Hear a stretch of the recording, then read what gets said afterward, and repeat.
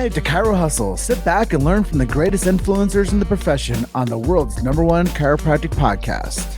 Before we dive into this powerful episode, please remember to subscribe to our channel and give us a 5-star rating on iTunes and continue hustling. This episode is sponsored by Imaging Services, Chiro Health USA, Chiro Moguls, Chiropractic Rocks, Pure Chiro Notes, Titronics, doTERRA, Sherman College of Chiropractic, New Patients in a Box, the Influencer Authority Podcast Training, and Invisired. Let's hustle. Hey guys, welcome to episode 367 of the Chiro Hustle podcast. I am your co-host, Luke Millette, and here's your host, James Chester. So today we had the opportunity of interviewing Dr. Monique Andrews. And if you want to know what Dr. Mo knows, stay tuned. Welcome back. That's another episode of the Chiro Hustle podcast. This is a really good one. Dr. Monique Andrews, it's almost been 2 years since you've been on as a guest, and your episode 367. If I can go back and look quick, you were last episode 155. So if you guys want to go back and look at 155 as opposed to 367, listen to both of them. But I love the opportunity to have you on again. I was just mentioning to you how out of all people in the space, I love sharing your information because it comes from your direction of brand, and you're on purpose to get more people to understand what chiropractic is. Let's just recap what's been going on with you since episode 1 to episode 2. I mean, it's almost been 2 years. Wow. Let me see what happened. So I think, June of 2000, I was in Canada. My wife, Dr. Tamara McIntyre, and I, we started the Prana Foundation, which really is this supportive community for chiropractors. And we've been pretty much focused in that realm, you know, doing our retreats in Costa Rica, teaching courses. I also launched Dr. Mo Knows in that time, which of course you probably know is my science and communication program. So just, you know, trying to fill the gaps in our profession. Yeah, I love that about you. And I think Dr. Mo Knows is one of the most legendary things that I've come across in the past couple of years. And I love how you give actionable information to people. Mm-hmm. And it really gives people the resources of why chiropractic science matters to the chiropractic adjustment. And I kind of jumped into this episode, but I'll go back and just let people know why we do what we do. Is we protect free speech in chiropractic. We protect the sacred trust with what we do. And we believe in subluxation-based chiropractic and innate intelligence and universal intelligence. But the part that I never mention is chiropractic science. And why is it important to drive that home to people? Because it's not just about feeling better. It's about how our body is actually adapting. So I think that's something really important to talk about. So let's talk about that, chiropractic and adapting. Yeah. So, you know, I remember way back, I think it was 1997, the very first time I ever heard Reggie speak. And he talked about chiropractic as a 3-legged stool, just, you know, in your reference to chiropractic and science, you know, art, philosophy, and science. And science really informs what we do, you know, and I think too often it gets lost in the triad, and because it does things like explain how is it that we are adaptable, and why does that matter? You know, adaptability is now considered in conventional science and medicine as a true measure of health, you know, and chiropractors have access to that. So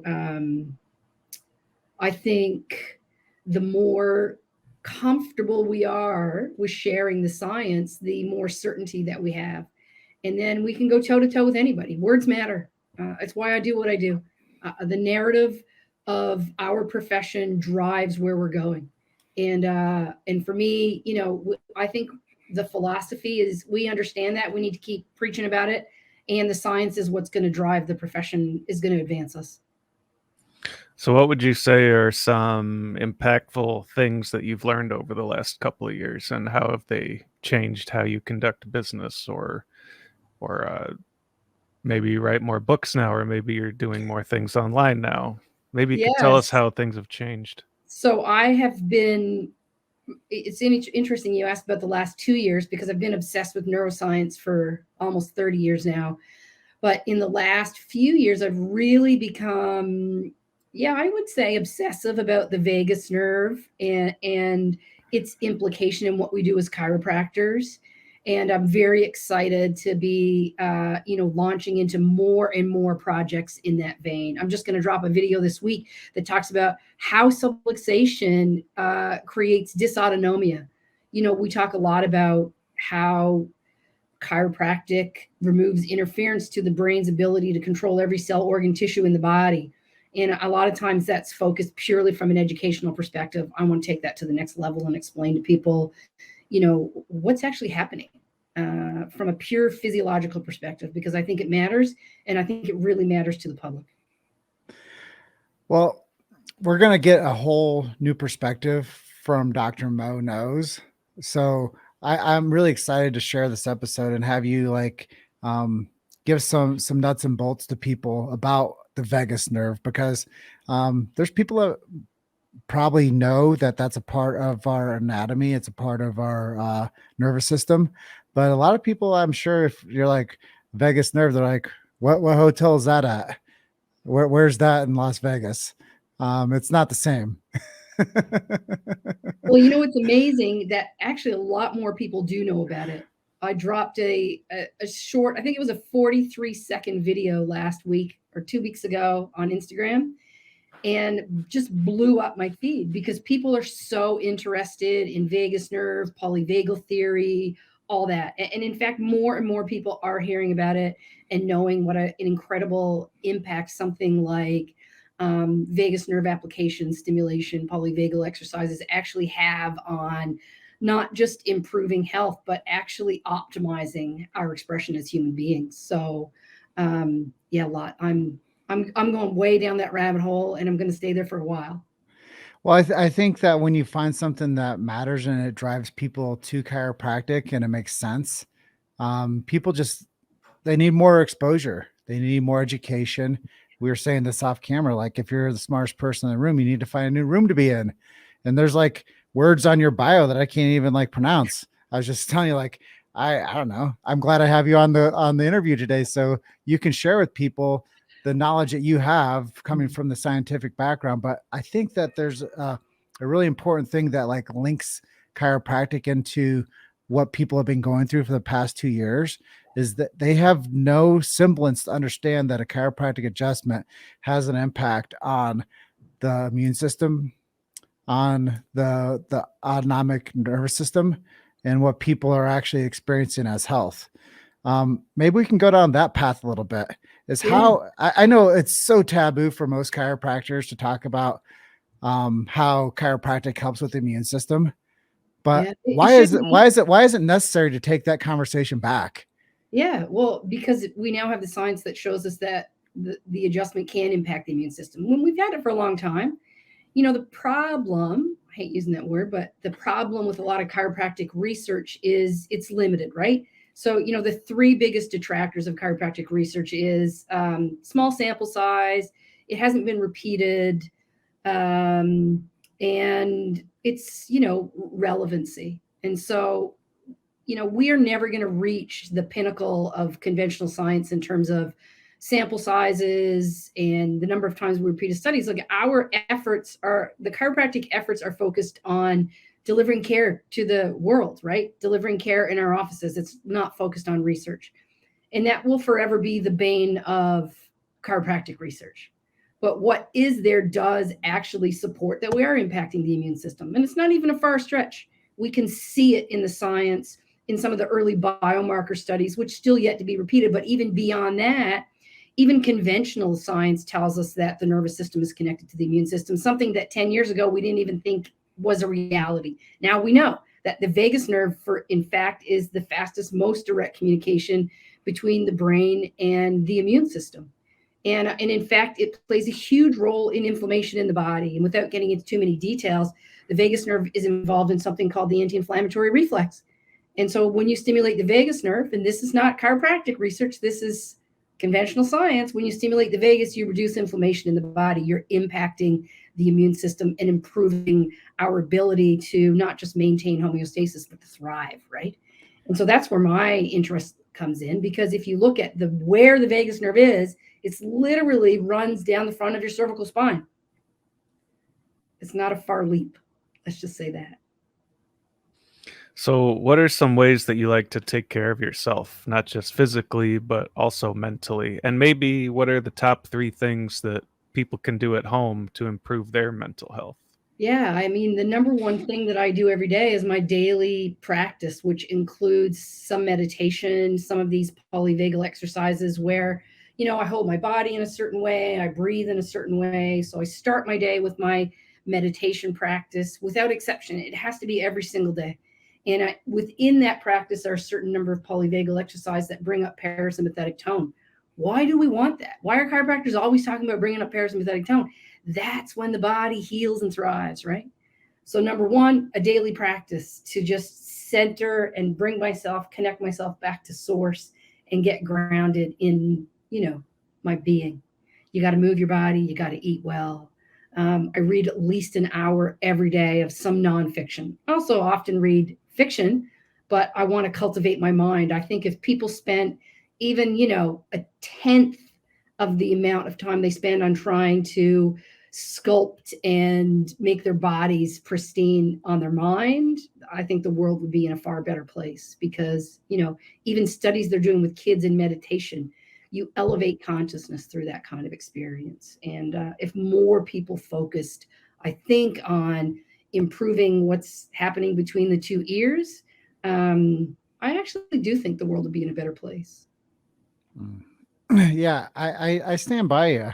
And I love how you're expanding the chiropractic message, and you're bringing it to different levels of communication, because honestly, it's thoughts, traumas, toxins, it's physical, chemical, it's emotional, but it's also the parts where nobody talks about. And that's what you can do for us today.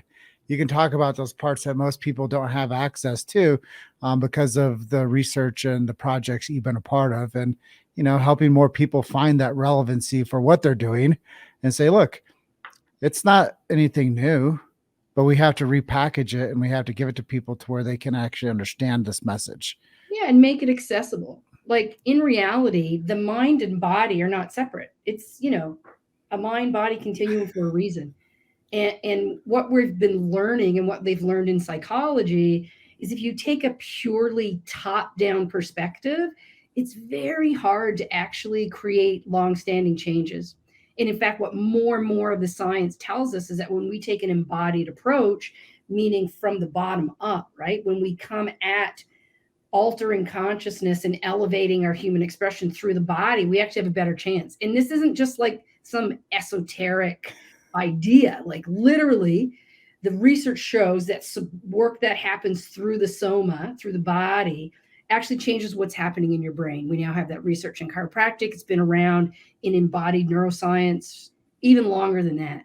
Now, when you combine those both together and come at things from both the top down and a bottom up approach, there's the expansion of humanity right there. That's changing everything. And I think that takes us to the next topic, the Prana Foundation.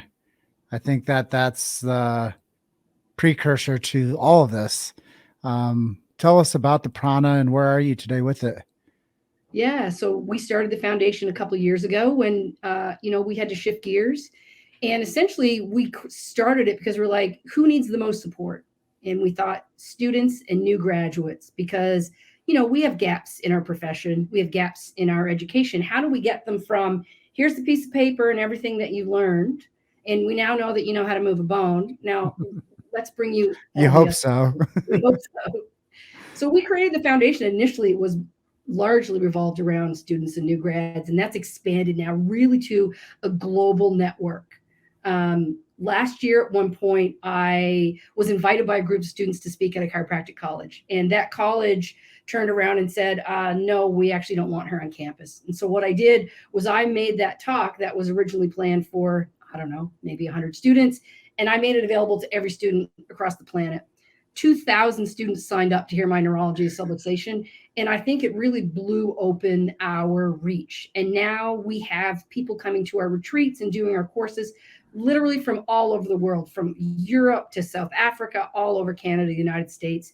And the message is spreading, and it's one of not just science and philosophy, but of love and kindness. And that really is at the essence of what we do at the foundation. And, you know, our highest mission, what we say, is to ease the path for others. And you know, we can take that in so many ways. You've made it to Chirohustle. Sit back and learn from the greatest influencers in the profession on the world's #1 chiropractic podcast. This episode is sponsored by Imaging Services, Chiro Health USA, Chiro Moguls, Chiropractic Rocks, Pure Chiro Notes, Titronics, doTERRA, Sherman College of Chiropractic, New Patients in a Box, the Influencer Authority Podcast Training, and Invisired. Let's hustle. And movements desire great leadership, and we show up differently. And the marketplace is hungry for influence that you provide, and you can be shut down in different pathways, but it opens up other opportunities and it shows up different. And I think that that's one of the things is we have to be resilient, and we have to be steadfast in our truth. And there has to be a big mission and purpose behind our message. And the mission is you. And the message and the meaning of why you're doing what you're doing is the Prana Foundation. And you, like you said, you're standing in the gap, doing things your way, but a way that communicated to more people. Yeah, And, I think, you know, I honor you for that. thanks, Jim. I think I said this earlier, that words really matter. And you know, real communication only happens when people feel safe. You know, something that really what we focus on our retreats is making a safe space for people to step into their gifts. And I think the more we can do that in our profession and make, you know, the reason why I do Dr. Mo knows is because I want to make science accessible, because the more accessible it is, the more meaningful the impact is. And the more comfortable the average chiropractor is having a conversation with a medical doctor, or, you know, some annoying uncle who taken the crap out of you for being a chiropractor or whatever. It's like, I don't want anybody to ever feel less than because we're not mainstream or whatever. We're so much more than that. Amen. Yeah. Let's go. So how do you see chiropractic changing, if at all, over the next 20 years or so? What do you think might be different in the next couple of decades?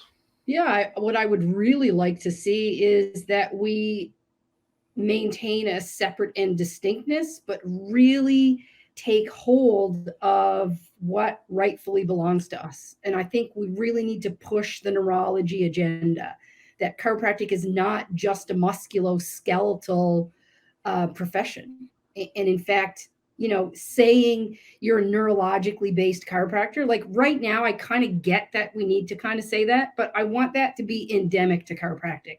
I don't want it to be a specialty or a subset. Like, and I'll say this till I'm blue in the face. You don't need to be a functional neurologist to be a neurological chiropractor. The term subluxation necessitates neurology. And that word is unique to chiropractic. And I never want to see that go away. I would love for, you know, in 20 years, maybe by the time I'm getting to the end of my career, to be phased out the idea that you have to say that you're a neurologically focused chiropractor. It just becomes redundant, that we just are. And I think that really is our true hope if we want to, you know, surpass still, you know, the small numbers of care that we're providing in our populations. I love your certainty. I could just not ask another question and ask you just talk for us this interview, and I'd be completely fine with it. Just because that's what we've done, is we've created access points to the greatest minds in this profession. And we're creating this beautiful tapestry of this message of chiropractic. And we're filling the gap like you do. And what we get to do is we get to feature the knowledge and to bring people this to their home. We get to bring this to their devices. We get to bring this to them on their walks in the morning, on their treadmills. Like, we get to give our message to people in a way that's never, I mean, it's been done, but this is modern day radio. And it was 10 years ago, Dr. Monique, that the guy that started my career, Dr. Matt Walker, I told him there's going to be eventually a time in our next 10 years that people are going to subscribe to things based on relevancy to them. They're not just going to like watch a TV station and watch the program that's on there. It's like they're going to be like choosing what they watch. The game's going to change. And that's right as the Apple product was coming out, where people were doing the iPods. And that's when it first like clicked to me that people are going to have control of what they listen to. And I'm like, the future is concierge messaging. And it's going to be, people are going to only watch and listen to and pay attention to the verticals of interest that they have. Yeah. So I think that the more vertical of interest than what you're doing, chiropractic's winning. Yeah, I think so. It's interesting you say that. I was watching, basketball the other day, the finals, the NCAA women's basketball was on. And there was commercials. And I was like, who watches television? Like, it's so antiquated. What a dinosaur, right? Like, amazing. And you're right.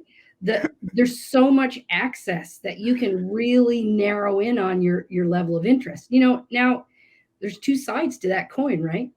Because if we make our area of interest so narrow and then we only listen to and pursue things that we agree with, then all of a sudden, I think when we're not challenged, we don't grow. And so it's really important to like be out there and make yourself exposed to everything that's going on. But I'm sure grateful for you, Juke, Luke, and Jim, because, I have an excuse, the reason that I'm obsessed with supporting chiropractic. But I mean, what you guys do, not being chiropractors, this was a choice that you made.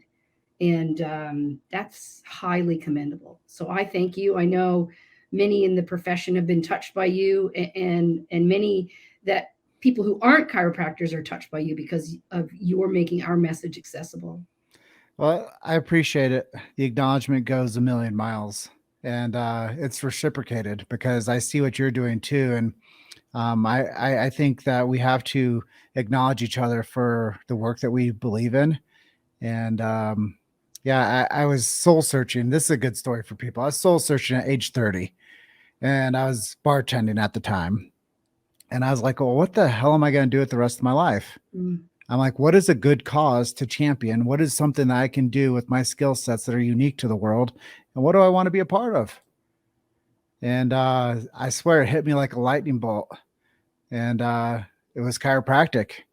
I was interviewing a guy named Dr. Fred Schofield. And it was like I met like OG Rhino. It was like I met like my match. I met somebody that could really communicate to my hard-headed ass and say, this stuff matters. And I'm like, he told me what this meant: above, down, inside out. And I'm like, that doesn't make any sense. He's like, well, I'm going to tell you why it makes sense. And then he told me about why certain things of the profession mattered, and some of the things that chiropractic stood for mattered. And I'm like, well, I can get behind that. Yeah, I was like, look, I have a dream. I want to make a movie on chiropractic. I was like, I think that the world needs this. I was like, I don't think it's ever been done the right way. And that's really, when Luke and I started working together 10 years ago, probably longer now, that I was like, this message deserves inspiration and consistency and brand awareness, because it's not getting to where they need to go. And if they're telling me year after year after year after year after year that it's 10%, then we need to have more public awareness. We need to have more megaphone responsiveness, and we need to share this damn story, because that's another thing. As I went through the channels of learning chiropractic year after year after year after year, I was always told one narrative: tell the story, tell the story, tell the story. And now we have such a powerful message. And with your inclusion, we are telling the story, and it's your story. And that's what matters, is because your friends, your family, your colleagues, all these people globally that listen to the prana, or they're part of your community, they're going to be like, wow, I want to share this message too. And that's what I think is so important this day and age, is it's not just living in the silo, but it's finding the things in the silo and becoming an advocate for that. Yeah. Yeah, that's sweet. And it's interesting because it was Fred that made that information accessible to you. He taught you what it meant, and it changed your life. And I think, education, what is that Nelson Mandela said? Education is the most powerful weapon, something like that. And it's like that. And I think what it comes down to for chiropractic and us getting beyond this 10% is branding. And that really is about sharing the message. And I think that the surefire way for us to move beyond, critical mass is to let people know that what we do as chiropractors really impacts every cell, organ, and tissue in their body because of our impact on the nervous system, right? We're not spine doctors. We're nervous system doctors. Just so happens it's housed in the spine. I always tell people this, that when you get a chiropractic adjustment, the adjustment's always free. What you're paying for is the 7 years that they go to college to become capable of practicing. And that's what you're paying for. Chiropractors would adjust for free every day of the week if they wanted to, because it's a give, love, serve profession. But, the education is what's substantial. And the practitioner having competency and patient care is huge. So yeah, I love what you're saying, but the profession, they would do it for free if that was the calling, but it's bigger than that. And I think there's a lot of ways to serve, and all service doesn't happen over a table with the patient. Service is in education. Service is in so many different ways, advocacy, mentorship, you name it. And, yeah, I can't imagine doing anything else. And while we're on that topic, before we move on really quickly, what if someone wanted to support the Prana Foundation? What would be the best way for them to do that?